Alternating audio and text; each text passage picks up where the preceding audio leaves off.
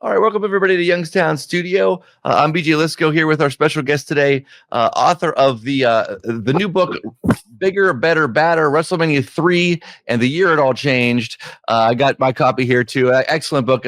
Keith Elliot Greenberg. Keith, how are you? Good, man. I really appreciate you bringing me back on the show again. Yeah, man. No problem at all. So Keith, tell me a little bit. Kind of what was sort of the most surprising thing that you learned in the research for this book? You know, I mean, WrestleMania III is a pretty. It's been covered kind of a lot, but was there stuff that you really kind of uncovered that surprised you that perhaps you didn't know? I mean, there was a lot I didn't know because I was speaking to people I didn't necessarily speak with about the inner workings, the business side of it at the time. You know, at the time, I was a writer for the WWF magazine, and so I was dealing with the talent, and I was dealing with, other people who worked on the magazine, but I was never dealing with the marketing and financial people. And so even in terms of, the television production people, like Nelson Swegler told me at the time, Nelson Swegler, who was the vice president of television production at the time, said that he remembers at WrestleMania II, when they were in 3 locations, the expansion was so new that they didn't have enough camera people with the institutional knowledge to shoot wrestling. They had to hire freelancers who were completely unfamiliar with the product. By WrestleMania III, things had evolved to the point that the lighting was better and they had real, wrestling camera people and audio people. So, I didn't know that. I didn't know about, the evolution of it. There was a lot in there about the nature of the Pontiac Silverdome because it was an inflatable dome. And when you opened one door, air went out. When you opened another door, air rushed in. And as the night progressed, the lighting grid actually lowered because the dome, I wouldn't say it was going to ever deflate fully, but it would deflate slightly to that point. And the other story, which I've said in every interview, the thing that surprised me the most was that the day before, when they were timing out the show, they were trying to calculate how long it would take for Brutus Beefcake to shave Adrian Adonis's head. And there was a member of the ring crew standing there getting his head shaved, and somebody had a stopwatch, and they were trying to figure it out. Nice. So, what was sort of, some of the most challenging aspects of tackling this book, and again tackling something that has kind of been covered a lot, but I mean, it was cool. You came at it from a different perspective of everything kind of going on around in the business at the time as well too. But yeah, what were some of the most challenging aspects of doing the book? Well, I was most nervous about being able to get all these different voices inside. Obviously, a lot of people have been interviewed. A lot of the wrestlers have been interviewed about participating in WrestleMania III. But I was looking at the industry as a whole because it's called Bigger, Better, Badder, WrestleMania III, and the Year It All Changed. And so the industry was changing. And in order to explain that, I needed to talk to people affiliated with the other companies. From the perspective of what's it like to play for the losing team. Vince is taking everything over. And I was fortunate to interview Greg Gagne, whose father was Vern Gagne, who owned the American Wrestling Association. And one by one, Vince is just cherry picking not just their wrestlers, but Bobby the Brain Heenan and Mean Gene Okerlund, who were vital parts of the AWA's presentation. Vince is changing the system, the barter system that existed with local television stations and, different wrestling promotions. He's actually paying for time and demanding the slots that the traditional promotions in those regions had. So, Greg Gagne talks about turning on the TV and there's no AWA wrestling. There's Vince's wrestling. It's like, when did this happen? How did this happen?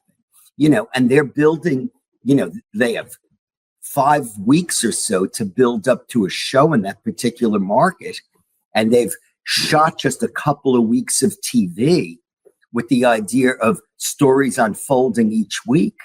And now they can't do it. So basically it's killing them.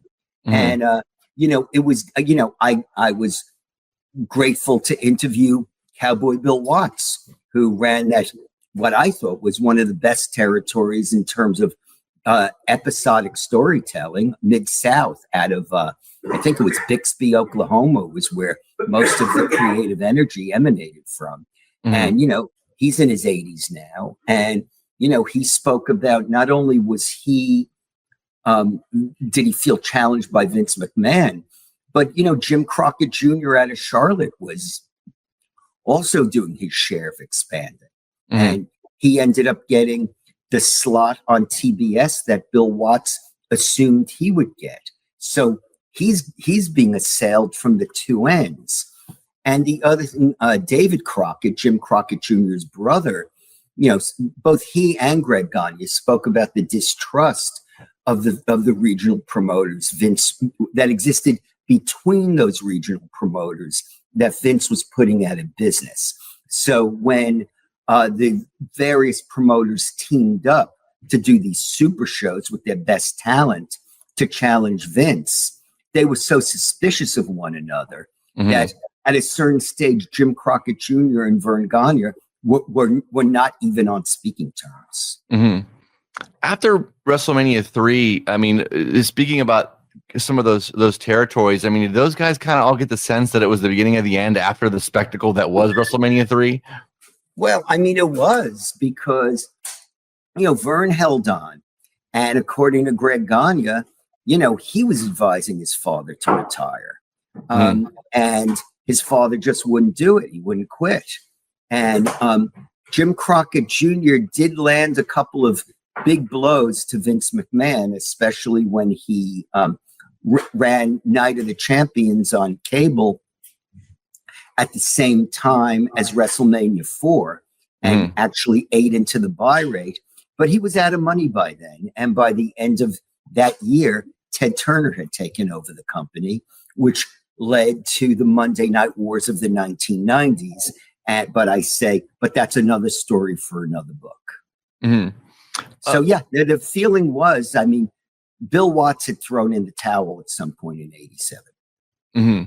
I got you. Talk a little bit about the concern surrounding the main event between Hogan and Andre, and obviously they pulled it off, but there was a real fear that the match might not come off so well. Obviously, given Andre's physical condition at the time. But yeah, talk a little bit about sort of the worry that was kind of surrounding the main event of WrestleMania 3.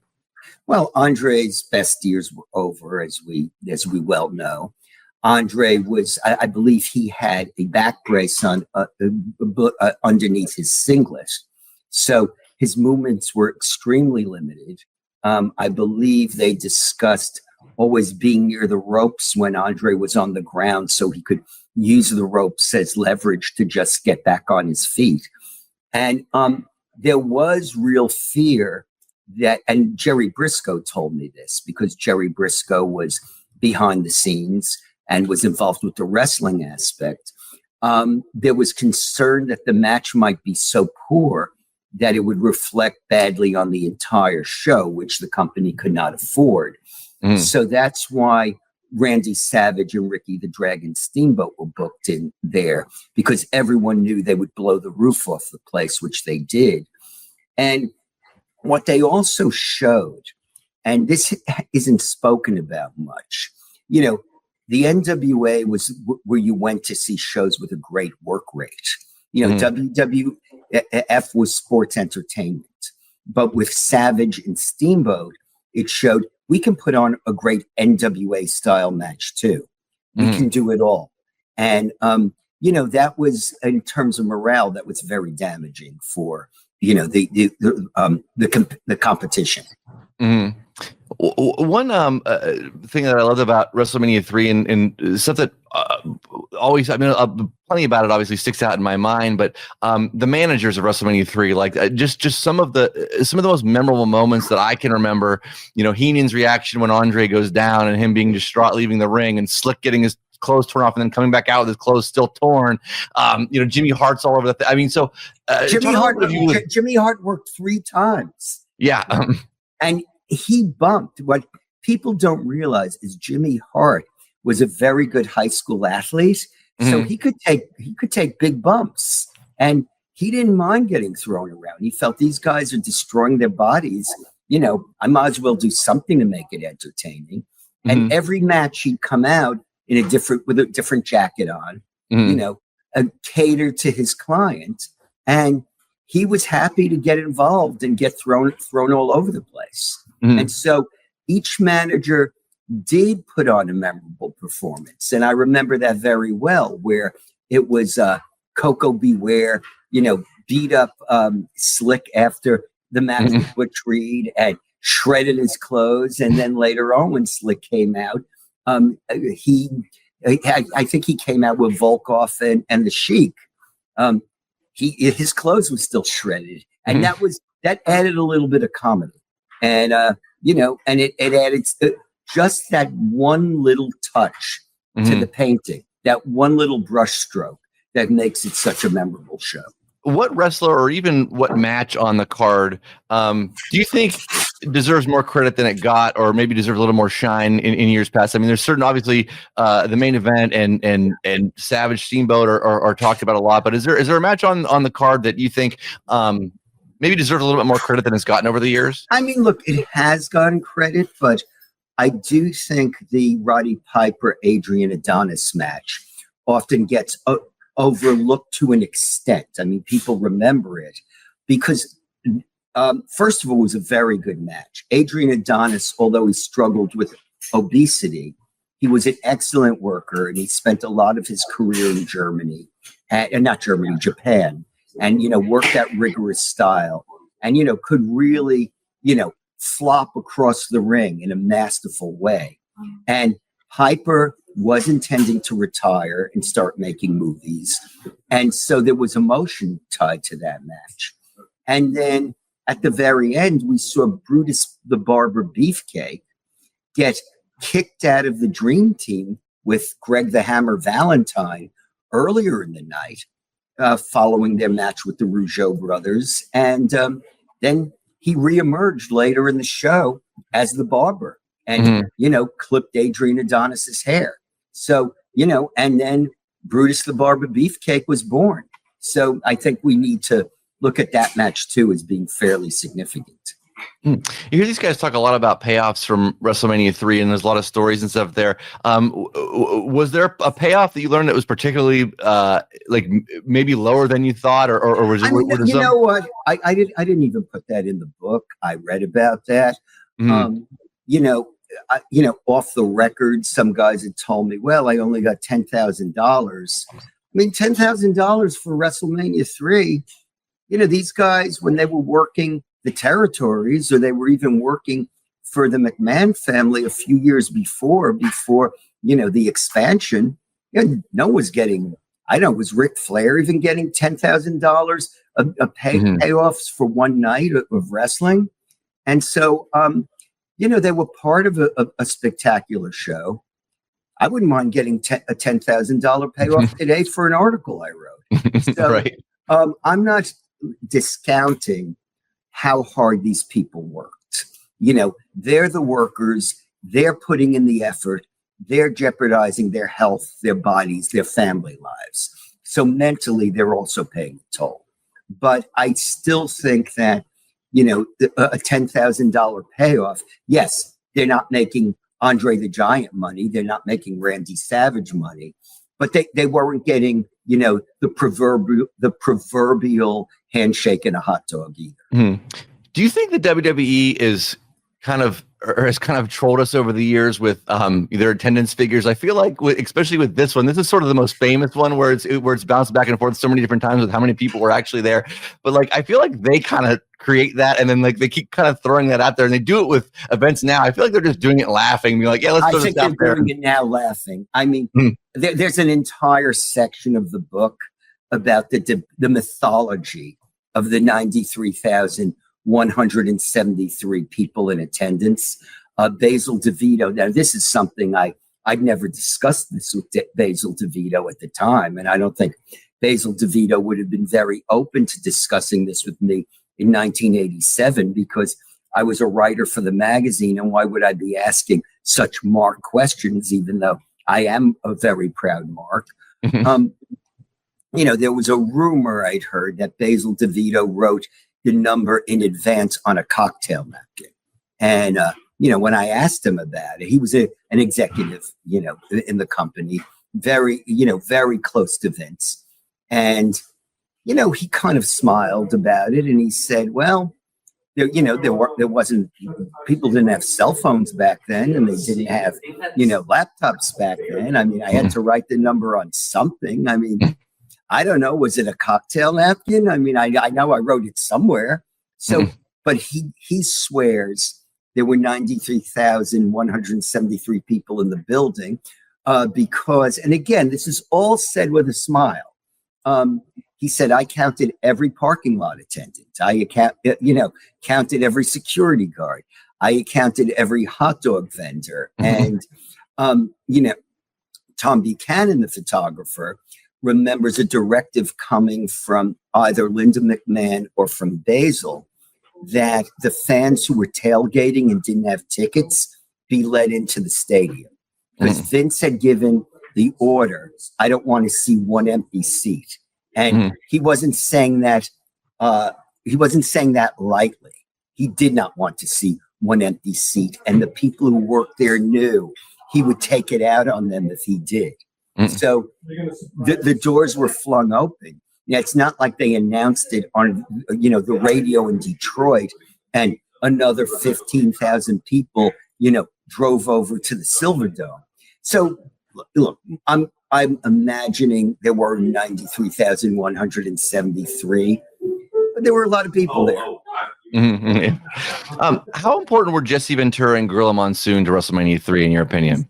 Vital. I mean, the announcers are always very important. I mean, they set the tone. And, sometimes I wonder what it's like when you are watching in a foreign language, if you come away with the same feeling. My friend Shun Yamaguchi for a while was doing some of the Japanese language commentary. And, he said he and Funaki, who were the team, they did their best to be as entertaining as the English language announcers. I mean, the Spanish announce team for both AEW and WWE are supposed to be quite good. And, but again, the voices of Gorilla Monsoon and Jesse Ventura and the way they both played off of each other, that was impressive, but also the way they equally seemed to be in awe of what was occurring. Just seeing that massive crowd. And the wrestlers who participated on the show had that same experience. They said, like B. Brian Blair spoke about coming out on the ring cart and just, seeing that crowd and understanding this is what excitement is. What was your sense of back then? Because you said you worked for the magazine at the time. Coming right off of WrestleMania 3, what was sort of the first initial reaction that you saw kind of within the company? What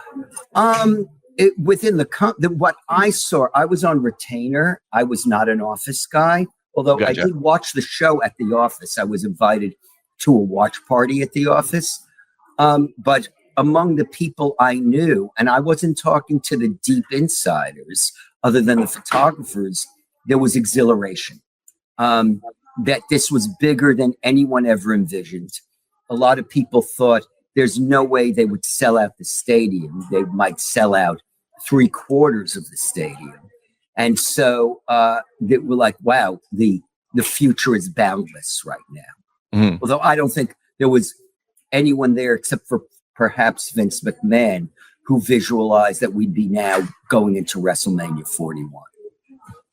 Do you think professional wrestling could ever get as big from a pop culture kind of standpoint as it was then again? Do you think that there's a possibility of that, or is the curtain kind of been pulled back too much on it and sort of, I don't think so. No, I don't think the curtain's been pulled back too much. I think we embrace the curtain being pulled back, and the magic still exists. We still don't know, like there's the story about Travis Scott, busting Cody's eardrum during the attack following Elimination Chamber. Did he really bust Cody's eardrum, or is it a work? So we still don't know if that's a work or a shoot, and we're speculating about it. And, we live in the internet age, and I think just like WWE winks about the attendance figure, they kind of wink about debates like that. It's still carny, and you can still keep people in the dark, but in a different way where you're not insulting their blatantly insulting their intelligence. I got you. Well, Keith, I'll let you go here, man. Thank you so much again for the time. Once again, everybody, the book is Bigger, Better, Badder, WrestleMania 3 and the Year It All Changed. Here with Keith Elliot Greenberg. Keith, thank you so much. Good luck. Good luck promoting the rest of the book, man. And real quick, man. So you're always working on something. So what's next for you? Another book? I mean, obviously you're filming and stuff today. Yeah, I do have another book project that I'm not at liberty to discuss right now, but I will be back when it's time, and that will be within less than a year.